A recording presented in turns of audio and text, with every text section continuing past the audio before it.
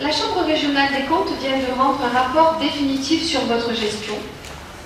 Je rappelle que la Chambre régionale des comptes, c'est l'émanation de la Cour des comptes pour vérifier les comptes des communes, des départements, du Conseil régional. Et elle est composée de magistrats financiers de haut niveau. Aujourd'hui, le rapport qui nous est présenté est définitif, c'est-à-dire qu'il a été rendu après avoir entendu vos justifications. Les remarques faites dans ce rapport sont sévères, sont très sévères, à l'égard de votre gestion. Étape par étape, la Chambre régionale des comptes relève les points que nous avions soulevés. L'explosion de la dette, le surendettement, les comptes dans le rouge, année après année, les emprunts risqués, l'explosion des frais de fonctionnement, le train de vie de la commune, l'opacité de vos comptes, tout y est. Soyons clairs, je ne parle pas d'illégalité, encore heureux, il nous aurait manqué plus que ça. Mais pendant des années, monsieur l'adjoint aux finances, vous avez dit avec la plus grande arrogance que nous étions stupides et menteurs. Pendant des années, avec un ton de professeur et de mépris. Madame Garcia, vous avez dit que nous ne savions pas compter. Je revois encore l'un de vos adjoints lire besogneusement le nombre de mètres carrés de bâtiments et de longueurs de chemin, justifiant vos dépenses pharaoniques. Et aujourd'hui, une institution de contrôle budgétaire de la République tire les mêmes conclusions que nous. Monsieur l'adjoint aux finances, lorsqu'en 2007, je vous ai demandé si la dette avait augmenté, vous m'avez répondu non. Et puis, devant mon insistance, vous m'avez dit un peu. Et puis, oui, elle a un peu augmenté. Elle avait juste grossi de plus de 60% déjà.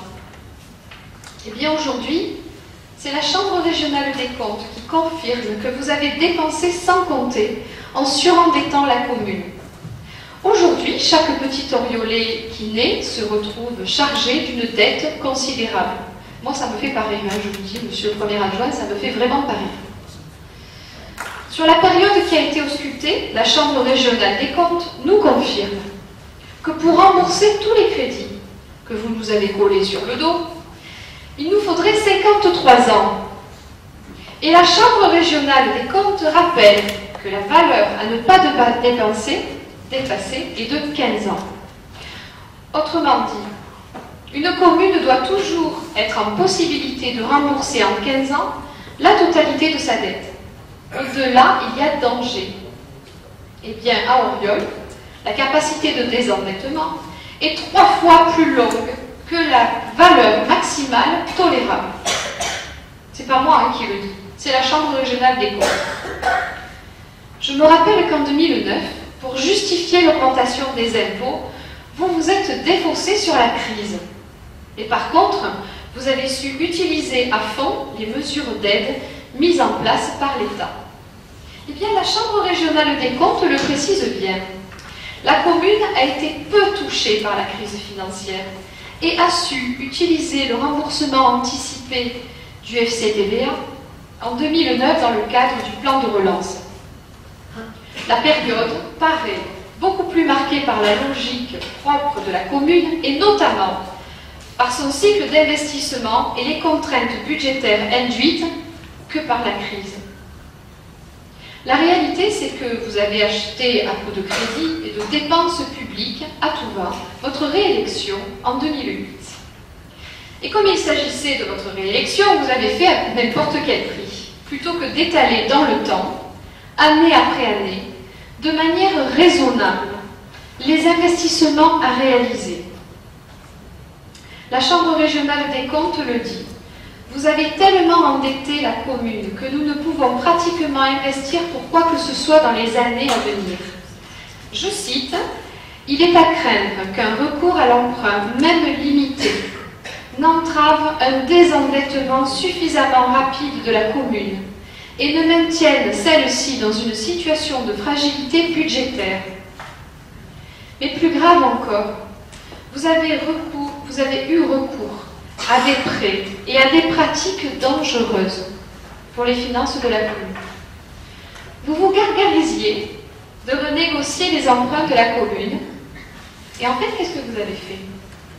Vous avez toujours étalé sur une durée plus longue les emprunts, le tout pour avoir recours à des prêts à risque. Et là, je cite la Chambre régionale des comptes. La recherche d'une diminution des frais financiers à court terme a eu pour contrepartie une prise de risque, en principe sur une vingtaine d'années, dont il est difficile de mesurer aujourd'hui l'ampleur. Il y a un prêt potentiellement dangereux et un prêt potentiellement extrêmement dangereux. Un prêt serait classé 4E, un des plus mauvais classements selon la nomenclature des risques de la charte de bonne conduite entre les établissements bancaires et les collectivités locales. Et la Chambre, de poursuivre, à compter de 2011, ce prêt présente une structure risquée, de sorte que la recherche d'une diminution des frais financiers à court terme a eu pour contrepartie une prise de risque sur une longue période, la bagatelle de 19 ans. Je pense alors à cette belle carabistouille que vous racontiez à la population d'Auriol en certifiant que la dette était maîtrisée. Ce sont vos propres mots. Que nous dit la Chambre régionale des comptes?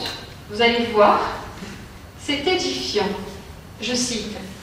La commune devrait s'abstenir de recourir à des produits dont la complexité présente de forts risques d'intérêt et requiert pour le moins une connaissance approfondie des marchés financiers. Et une fois que nous avons dit cela, nous sommes loin d'avoir terminé la liste des remarques sévères qui vous ont été faites. En effet, Madame Garcia, vous vous êtes fait épingler sur vos frais de fonctionnement.